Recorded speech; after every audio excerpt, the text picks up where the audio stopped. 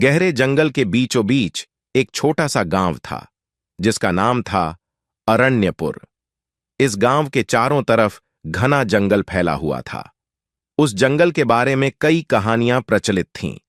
कहते हैं कि उस जंगल में कुछ ऐसा था जिसे आज तक कोई समझ नहीं पाया था। जो भी उस जंगल में गया वो कभी खतरनाक है बच्चे। वहां कई अजीब और रहस्यमयी चीजें होती हैं। लेकिन उनकी जिज्ञासा इतनी बढ़ चुकी थी कि उन्होंने तय कर लिया कि वे जंगल में जाएंगे। अगली सुबह सूरज उगते ही तीनों दोस्त जंगल की ओर निकल पड़े। जंगल के अंदर घुसते ही उन्हें अजीब सी शांति महसूस हुई, जैसे कोई उन्हें देख रहा हो। उन्होंने जंगल में गहराई से आगे बढ़ना शुरू किया।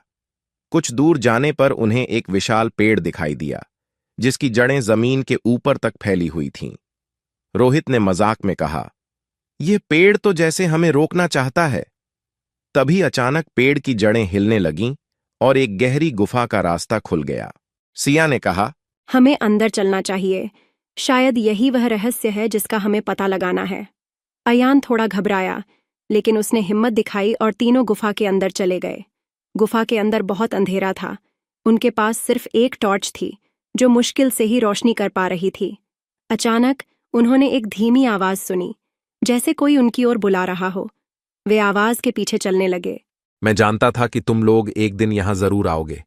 इस जंगल में जो लोग गुम हो गए वे किसी दुर्घटना का शिकार नहीं हुए, बल्कि उन्होंने अपने जीवन का असली मकसद यहीं पाया।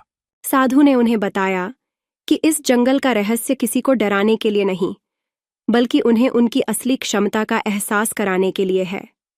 जो लोग इस जंगल में गुम हो जाते हैं, वे यहाँ अपने जीवन का सच्चा उद्देश्य खोजते हैं और अपने असली रूप को पहचानते हैं। साधु ने कहा। रोहित ने उत्सुकता से पूछा, और हमें यहाँ क्यों बुलाया गया? साधु ने मुस्कुराते हुए उत्तर दिया, क्योंकि तुम तीनों में कुछ खास है। तुम में साहस है, जिज्ञासा है, और सबसे बड़ी बात, तुम्हारे दिल में सच्चाई जानने की आग है। साधु ने उन्हें जंगल के कई रहस्यों के बारे में बताया और कहा कि यदि वे इन रहस्यों को समझ सकें तो वे अपनी जिंदगी में बड़ी चीजें हासिल कर सकते हैं। तीनों ने साधु की बातों को ध्यान से सुना और उनकी समझ में आया कि जीवन में केवल बाहरी दुनिया के बारे में जानना ही महत्वपूर्ण नहीं है, बल्कि अपने भीतर की दुनिया को समझना भी उतना ही जरूरी है। गांव वापस लौटते समय तीनों दोस्तों के दिल में एक नई रोशनी जल रही थी।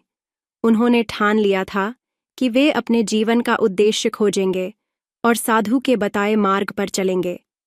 जंगल का रहस्य अब उनके लिए एक रहस्य नहीं रहा, बल्कि एक नई दिशा